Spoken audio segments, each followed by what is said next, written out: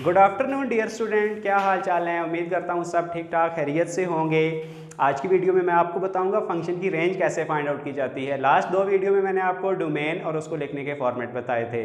तो आज अगर वो मेरी दो वीडियोस आपने नहीं देखी तो उनको भी देख लें ताकि डोमेन का कॉन्सेप्ट क्लियर होगा। फिर ये वीडियो देखेंगे तो आपको इसमें जो भी क्वेश्चन मैं कराऊंगा वो आपको अच्छे से समझ में आएंगे। बिना टाइम वेस्ट की वीडियो को स्टार्ट करते हैं। मेरे साथ ये वीडियो एंड तक देखनी है आपने, अगर आपने कॉन्सेप्ट अपने क्लियर करने हैं तो। Welcome to our channel intelligent sir, let's start the video. Range जो होती है, हम इसको समझने के लिए हम कोई फंक्शन ले लेते हैं, जैसे F of X is equal to 3/x+3। ये मैंने कोई लीनियर फंक्शन ले लिया है। तो अब इसकी मैं रेंज फाइंड करूँगा। रेंज फाइंड करने के लिए डोमेन के केस में मैंने आपको बताया था कि डिनोमिनेटर में ज़ीरो नहीं आना चाहिए। अब वो कैसे ज़ीरो आ सकता है, यहाँ पर मैं x की जगह -3 पुट कर दूँ, -3 + 3 कैंसिल हो जाएंगे, 3/0 अनडिफाइंड फंक्शन हो जाएगा। तो वो वैल्यूज़ इसकी डोमेन में नहीं आएंगी, यानी डोमेन सिंपल हो जाएगी इसकी।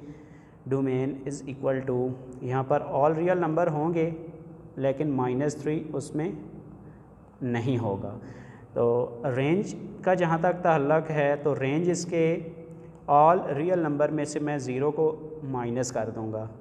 अब ये -0 कैसे किया, अब ये एक्सप्लेन करता हूँ।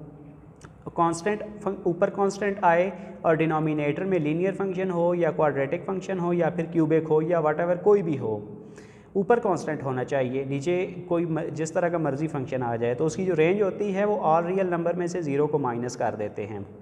अब ये ज़ीरो को माइनस करने का ये क्या चक्कर है, ये कैसे, यानी हम उसमें यानी उसकी रेंज में हम ज़ीरो क्यों नहीं ला सकते, ये अभी देखते हैं।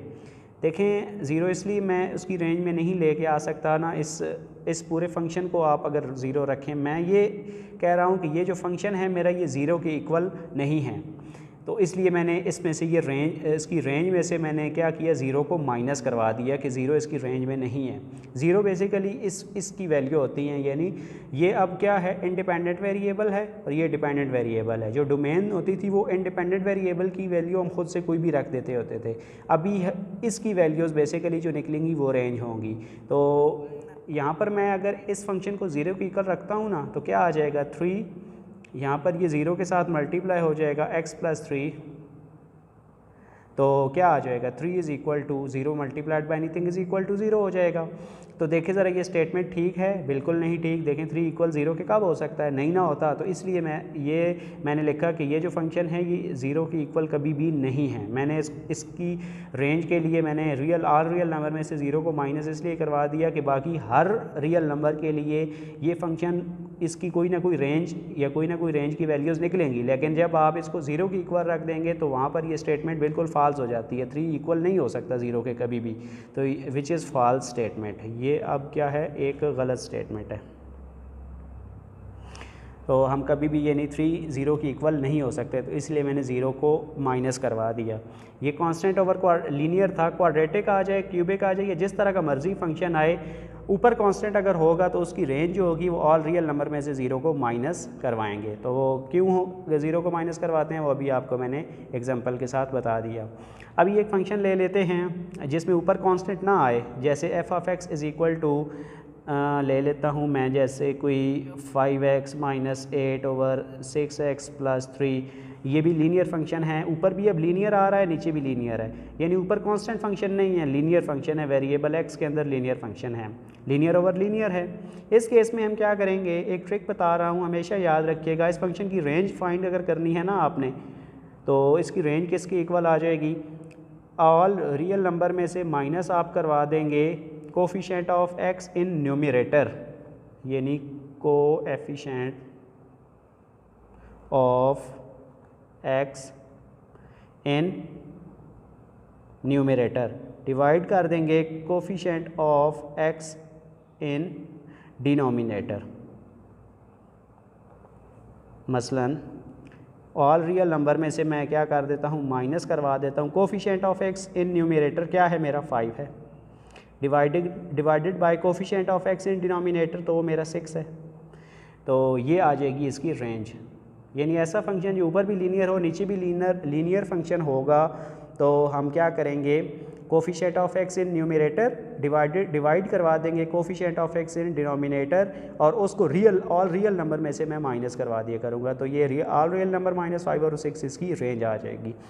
तो ये है जी आपका, अगर ऊपर भी लीनियर आए तो नीचे भी लीनियर आए। आई होप कि आपको ये दोनों एग्जांपल अच्छे से समझ में आ गई होंगी। अभी डिस्कस कर लेते हैं लॉगरिथमिक फ़ंक्शन को लेकर कि लॉग का कोई फ़ंक्शन आपको गिवन हो तो उसकी रेंज आप कैसे निकाल सकते हैं। अभी एक फ़ंक्शन ले लेते हैं, लॉग का फ़ंक्शन है, जैसे log of -3 to the base of 10 हो तो ये इक्वल आ जाएगा x के, रख लेते हैं इसको, लेट्स सपोज कि ये x की इक्वल है। तो अब लॉगरिथमिक फ़ंक्शन से जब हम एक्सपोनेंशियल फ़ंक्शन में आते हैं, यानी क्वेश्चन में लॉग अगर दिया हो तो उस लॉग को ख़त्म करके हम एक्सपोनेंशियल में आ जाते हैं, तो वो क्या करते हैं, ये जो x होता है ये इस -3 की जगह पे आ जाएगा, और ये जो -3 है इधर x की जगह पे आ जाएगा, यानी 10⁻x is equal to -3। Logarithmic से एक्सपोनेंशियल में आते हुए ये स्टेप परफॉर्म किया जाता है, तो 10⁻x इज़ इक्वल टू -3 हो गया। अभी इसका मतलब ये है कि मैं 10 की पावर में x जो वेरिएबल का मतलब ये है कि x की जगह मैं कौन सी ऐसी वैल्यू रखूं वो 10 की पावर में भी हो और उसका आंसर वो -3 की इक्वल आए। ज़रा आप चेक करें ना, छोटी से छोटी वैल्यू 0 होती है, 10⁻0 रखें, देखें -3 की इक्वल आता है। किसी भी चीज़ की पावर 0 तो 1 होती है, 1 is equal to -3 which is false. ये भी स्टेटमेंट क्या है, बिल्कुल फॉल्स है, गलत है। तो इसका अब देखिए यहाँ पर 10x की जगह पे 1 रख लें, 10⁻1 वो भी -3 की इक्वल थोड़ी ही आएगा, बिल्कुल नहीं आएगा, तो वो भी फॉल्स हो जाएगा। इसका मतलब ये है कि जो लॉग वाले फंक्शन होते हैं उनमें हम कभी भी नेगेटिव रियल नंबर हम नहीं ले सकते, तो उनकी डोमेन में नेगेटिव रियल नंबर नहीं आएंगे, बल्कि उनकी जो डोमेन आएगी, उनकी डोमेन जो होगी वो पॉजिटिव रियल नंबर ही होंगे, जबकि उनकी जो रेंज होती है वो ऑल रियल नंबर हो सकती है, यानी पॉजिटिव में भी आ सकते हैं और नेगेटिव में, लेकिन डोमेन में सिर्फ और सिर्फ इसके पॉजिटिव रियल नंबर ही होंगे।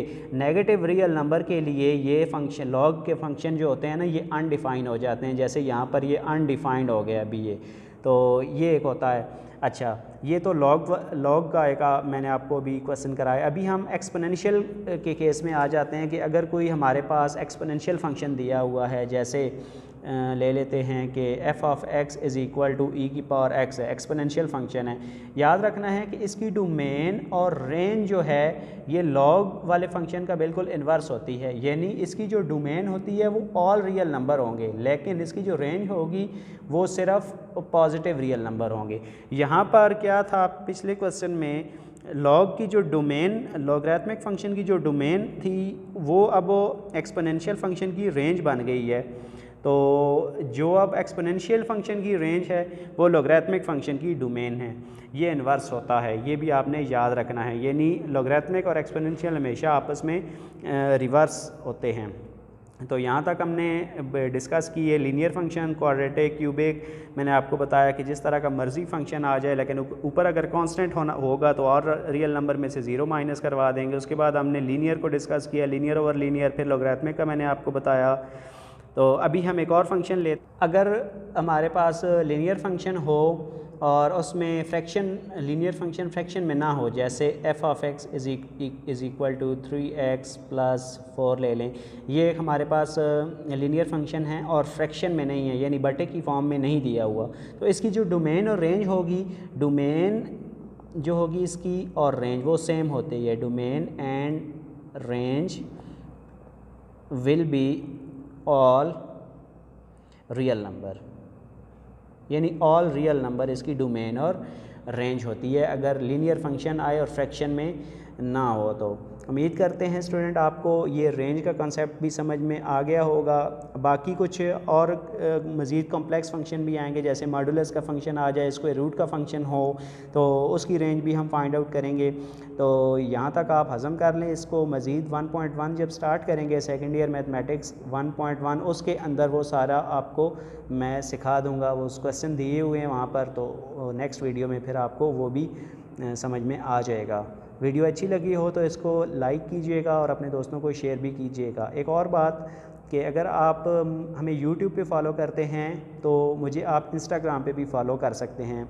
यूज़र नेम है इंटेलिजेंट सर जी, वहाँ पर भी मैं जो है वो फ़िज़िक्स के हवाले से जो वीडियोज़ होती हैं हम अपलोड करते रहते हैं, तो काफ़ी फ़ायदा होगा, वहाँ पर भी जाके आप मुझे फ़ॉलो कर सकते हैं।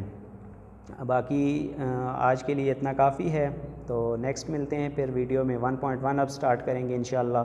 कमेंट करके ज़रूर बताइएगा कि ये वीडियो आपको कैसी लगी। ये रेंज का जितना भी मैंने आपको अभी पढ़ाया है, ये 3-4 एग्जांपल से मैंने आपको रेंज निकालना सिखाया है, तो बताइएगा कि कोई अगर क्वेश्चन हुआ किसी का, वो भी आप कमेंट सेक्शन में पूछ सकते हैं।